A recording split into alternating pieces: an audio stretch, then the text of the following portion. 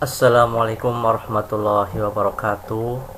Langsung saja pada kesempatan ini saya akan bahas kisi-kisi soal penilaian akhir semester genap mata pelajaran pendidikan agama Islam dan budi pekerti untuk kelas 11 tahun pelajaran 2019-2020. Jadi ini adalah acuan soal pilihan ganda yang akan ditulis ke dalam Google formulir yang akan dikerjakan oleh para siswa. Langsung saja untuk soal nomor 1. Peserta didik mampu menjelaskan keterkaitan Quran surat Yunus ayat 40 sampai 41 dengan toleransi. Jadi untuk jenis soalnya adalah bahwa ayat Al-Quran yang menjelaskan tentang toleransi itu ada pada surat apa dan ayat berapa. Jadi untuk soal nomor 1 juga baik langsung atau tidak langsung, ini merupakan kunci jawaban daripada soal tersebut. Kemudian soal nomor 2, peserta didik mampu mengidentifikasi bacaan tajwid pada Quran surat Yunus ayat 40-41 dan Al-Maidah ayat 32. Jadi dalam tajwid itu misalnya yang dibaca atau yang bergaris tebal, kalian bisa memilih. Misalnya ada nun sukun bertemu dengan huruf H, maka dalam ilmu tajwid itu dibaca apa. Kemudian nomor 3, peserta didik mampu mengidentifikasi bacaan tajwid. Jadi ini masih sama juga untuk soal nomor 3 ya, yang dicetak tebal ya. Misalnya ada nun sukun bertemu qaf ya, itu bacaan apa ya, itu merupakan dalam ilmu tajwid apabila ada nun sukun bertemu qaf, itu kalian bisa memilih jawabannya. Nomor 4 masih tentang tajwid, tetapi untuk soal nomor 4 ini adalah fokus kepada potongan-potongan ayat. Misalnya dalam soal lafal kata yang berarti orang yang berbuat kerusakan, nah itu apa? Bil muqsidin a'lamu wa rabbuk la yu'minu bi may yu'minu bi. Soal nomor 5, peserta didik mampu menunjukkan perilaku yang sesuai. Nah, ini juga potongan ayat ya. Potongan ayat itu memiliki arti apa?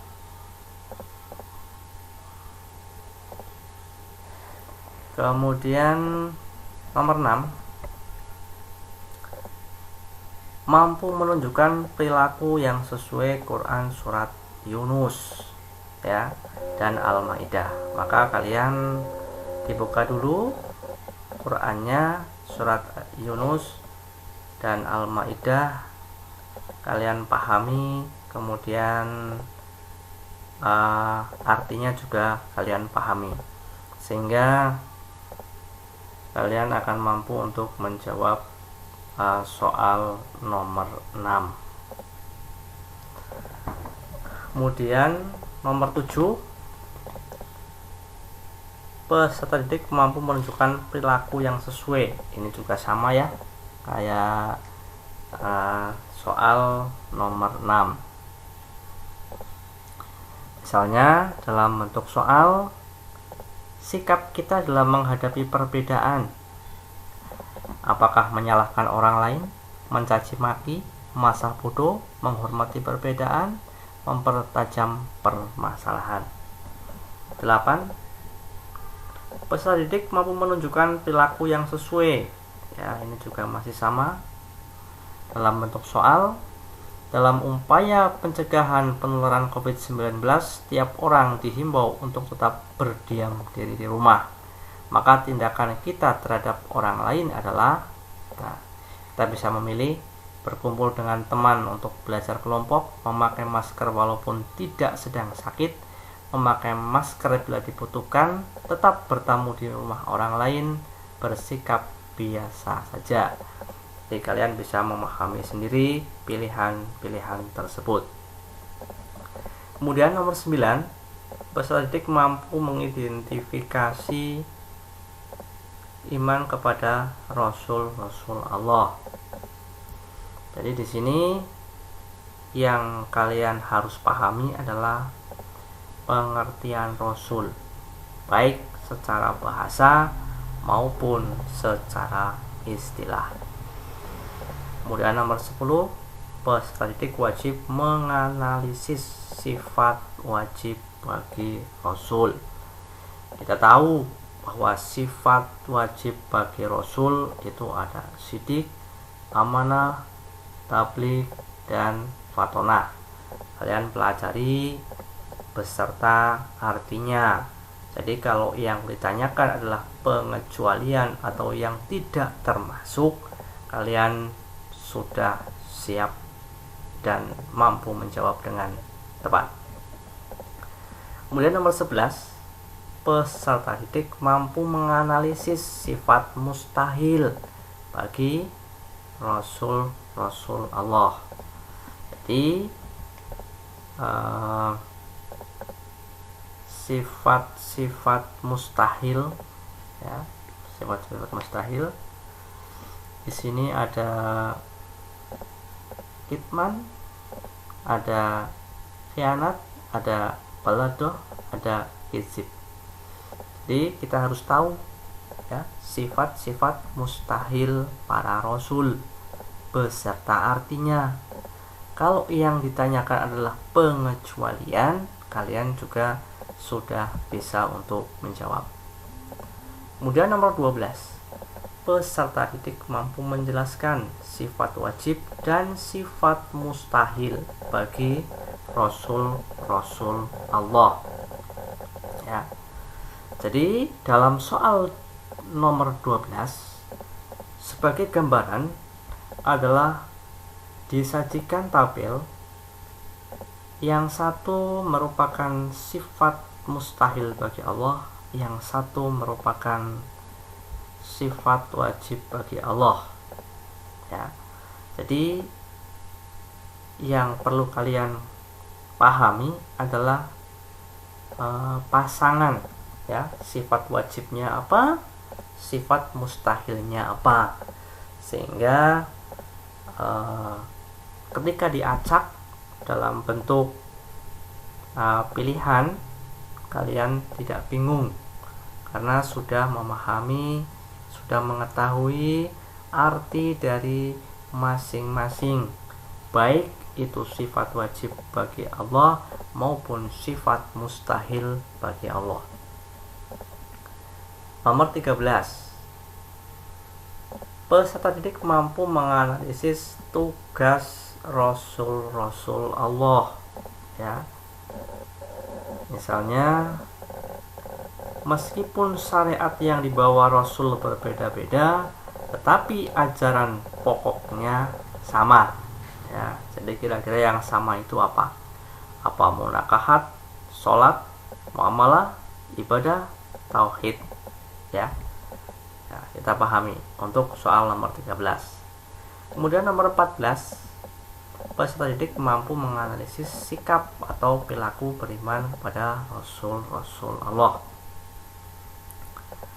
Misalnya, pernyataan yang mencerminkan perilaku beriman kepada Rasul, misalnya menjunjung tinggi risalah, melaksanakan kegiatan pengajian umum di daerah COVID-19, beribadah sesuai keinginan sendiri, selalu mempertimbangkan secara cermat ketika akan beribadah sehingga menunggu waktu yang tepat untuk melaksanakannya, tetap melangkah sesuai dengan kehendaknya meskipun tahu setiap perbuatan pasti ada balasannya, baik di dunia maupun di akhirat. Ini untuk soal nomor 14. Soal nomor 15, peserta didik mampu menyebutkan yang termasuk Rasul Ulul Azmi. Ya. Jadi soal nomor 15, kalau kalian itu sudah hafal yang termasuk dalam Rasul Ulul Azmi atau yang lebih dikenal dengan singkatan mimin, ya. Jadi M-nya Musa, ya. Musa, Isa, Muhammad, ya. Nah, kalau kalian hafal, nanti ketika soal yang ditanyakan adalah yang termasuk Rasulul Azmi atau pengecualian daripada yang tidak termasuk Rasulul Azmi, kalian akan tetap untuk bisa mengerjakan dengan tepat. Nomor 16, peserta didik mampu mengidentifikasikan keimanan kepada Rasul Allah. Ya. Misalnya untuk soal nomor 16, Nabi yang menerima kitab Taurat. Ya. Jadi di sini ketika berbicara tentang Rasul, maka tidak terlepas juga kita bicara tentang kitab-kitab yang diterima oleh para Rasul. Jadi kita harus tahu. Kemudian untuk nomor 17, peserta didik mampu menyebutkan hukum mengurus jenazah. Ya. Dalam pembelajaran sudah disebutkan bahwa yang namanya pengurusan jenazah itu hukumnya adalah merupakan fardu kifayah. Artinya apa? Artinya kalau ada segolongan yang melakukan, maka gugurlah kewajiban kita. Tetapi dalam satu golongan atau satu kelompok tidak ada yang mengerjakan, maka dosa semua, ya. Jadi soal nomor 17, kalau yang ditanyakan di sini menyebutkan hukum mengurus jenazah, bisa ditebak soalnya adalah hukum untuk mengurus jenazah adalah, nah, kalian sudah tahu jawabannya untuk soal nomor 17. Nomor 18, peserta didik mampu menjelaskan tentang tata cara mengkafani jenazah. Nah, jadi dalam mengkafani jenazah ini yang lagi rame terkait adanya COVID-19. Nah, yang ditanyakan cara merawat jenazah COVID-19 yang benar. Ya. Jenazah dimandikan oleh keluarganya, jenazah disolati oleh keluarganya, jenazah dikafani oleh keluarganya, jenazah disolatkan oleh keluarganya, jenazah dirawat oleh petugas kesehatan. Ya, saya yakin kalian bisa menjawab semuanya dengan betul. Nomor 19, Peserta didik mampu menjelaskan tentang tata cara mengkafani jenazah. Jadi ini 18, kalau 18 tata cara mengkafani jenazah sama, 19 juga sama ya. Dicontohkan dalam soal nomor 19, kalau ada orang atau ada warga yang menolak jenazah COVID-19 untuk dimakamkan di daerahnya, hukumnya apa? Ya, kalian juga bisa menjawab ya dengan pasti ya dan yakin bahwa jawaban itu benar. Untuk nomor 20, peserta didik mampu menjelaskan tentang tata cara sholat jenazah. Ini sangat luas ya tata caranya. Dari yang pertama, yang jelas kita harus paham bahwa sholat jenazah itu terdiri dari 4 takbir ya. Saya ulang, yang perlu kita tahu bahwa sholat jenazah itu terdiri dari 4 takbir dan tidak ada ruku dan sujud ya. Itu yang dijadikan sebagai acuan untuk menjawab soal nomor 20. Soal nomor 21, peserta didik mampu menganalisis tentang memandikan jenazah. Ya. Nomor 21, air yang digunakan untuk memandikan jenazah adalah, kalian bisa ya untuk memilih jawaban yang benar ya, tentunya ya air yang bersih, yang jelas itu yang baik-baik lah. Kalau yang tidak baik ya jelas itu bukan merupakan suatu pilihan. Nomor 22, peserta didik mampu memahami pengertian takziah ya. Pengertian takziah.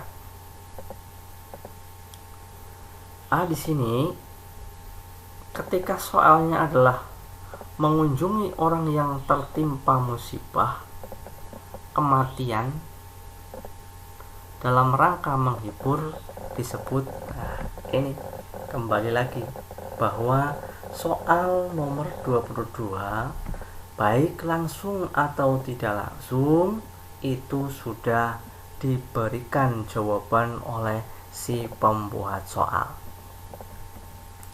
Nomor 23, peserta didik mampu memahami pengertian ziarah ya. Dalam soal kegiatan mengunjungi makam ya dan seterusnya, nah itu juga sama. Soal nomor 23 baik langsung atau tidak langsung sudah diberikan bonus karena dalam kisi-kisi tersebut itu sudah termasuk jawaban untuk soal nomor 23. Kemudian lanjut untuk soal nomor 24. Peserta didik mampu memahami ketentuan ziarah.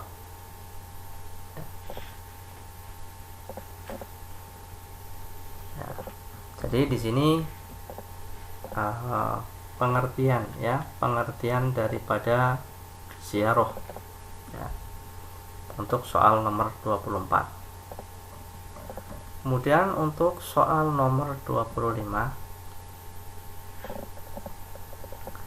peserta didik mampu memahami pengertian khutbah, tabligh, dan dakwah. Nah, ini kalian dalam belajar kalian harus pahami ya, khutbah itu apa, tabligh apa, dakwah itu apa, letak perbedaannya di mana ya, kalian harus memahami ini. Misalnya, bagi seorang khatib ketika berkhutbah ada beberapa rukun yang harus dipenuhi. Nah, ini juga soal yang berkaitan dengan khutbah. Kemudian nomor 26. Di sini menyebutkan syarat sahnya sholat Jumat. Ya, jadi syarat sahnya sholat Jumat itu apa? Kalian harus pahami dulu, sehingga kalian akan mampu untuk menjawab soal dengan jawaban yang benar. Misalnya di sini syaratnya 1 khutbah, 2 khutbah, 3 khutbah, tanpa khutbah, 4 khutbah.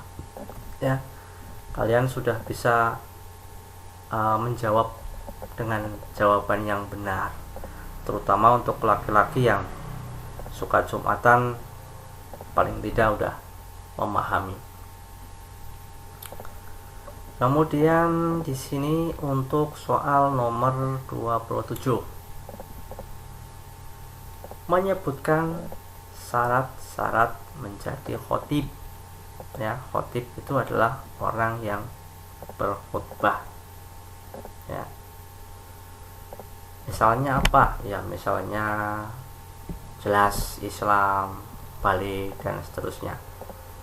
Ya. Jadi yang perlu kalian pelajari itu kalian harus bisa membedakan yang termasuk rukun, yang termasuk sunnah, yang termasuk syarat, atau yang termasuk tata caranya orang yang berkhutbah. Kalian pelajari di situ. Kemudian nomor 28, mampu memahami pelaksanaan khutbah, tabligh dan dakwah.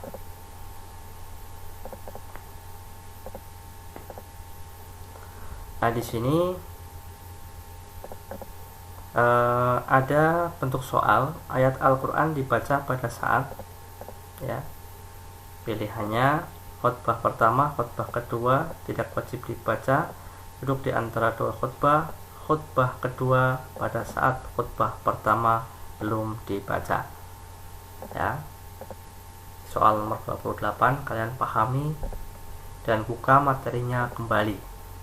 Kapan ayat Al-Quran itu dibaca? Kemudian 29, siswa mampu memahami pelaksanaan khutbah, tabligh dan dakwah. Ya. Bentuk soal, mengucapkan 2 kalimat syahadat dalam khutbah, nah, itu termasuk apa? Apa sunnah, apa rukun, apa syarat, apa ketentuan sholat Jumat, apa syarat sahnya sholat Jumat. Ya, kalian dibuka ulang, dibuka kembali dan pahami kembali. Kemudian untuk nomor 30. Nomor 30, peserta didik mampu memahami pengertian khutbah, tabligh dan dakwah. Nah, di sini diambil salah satu. Mengajak kepada sesuatu hal itu disebut apa? Apa dakwah, tabligh, khutbah, syiar, musyawarah dan sebagainya. Maka kalian harus memahami dulu pengertian khutbah itu apa, tabligh itu apa, dakwah itu apa. Ya. Baik itu lingkupnya bagaimana dan seterusnya, kalian bisa mempelajarinya. Kemudian 31, peserta didik mampu memahami pengertian khutbah, ya, sama. Ya, soal nomor 31 masih sama. Menyampaikan secara lisan kepada orang Islam atau lebih untuk diketahui dan diamalkan isinya. Nah, itu termasuk apa? Ya, masih dalam rangkaian apakah itu dakwah, tabligh, apakah khutbah, apa syiar, apa itu musyawarah. 32 masih sama juga indikatornya. Salah satu dakwah Rasul Shallallahu Alaihi Wasallam dengan jalan mau'izatil hasanah. Ya, apa arti mau'izatil hasanah? Kemudian untuk nomor 33,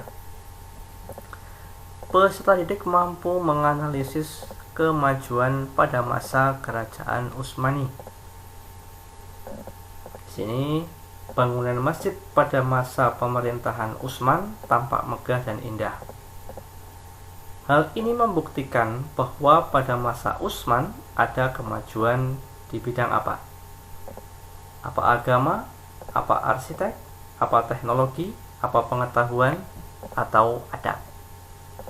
34. Ya. Siswa peserta didik mampu menganalisis tokoh pembaharuan Islam. Ya, di sini yang bukan tokoh pembaharuan dalam Islam. Jadi tugas kalian adalah harus tahu dulu yang termasuk tokoh-tokoh dalam pembaharuan Islam itu siapa saja. Nanti ketika yang ditanyakan adalah pengecualian atau yang bukan, kalian bisa menjawab dengan benar dan tepat. 35. Peserta didik mampu menganalisis yang dibawa oleh tokoh pembaharuan dalam Islam. Di sini gerakan yang dibawa oleh Muhammad Abduh adalah apa? Wahabi, Jamaah Islamiyah, Mu'tazilah, Tasdid, pembaharuan. Ya, kalian juga harus pahami, harus membaca dulu agar jawabannya benar. 36. Peserta didik mampu menganalisis tokoh pembaharuan dalam Islam. Ya, sama. Contoh soal, yang menjadi pelopor pembaharuan di kerajaan Utsman itu siapa? Wahabi, Sultan Mahmud II, Rashid Ridho, Sayyid Ahmad Khan, Muhammad Abduh. Kemudian 37 masih sama indikatornya dalam bentuk soal.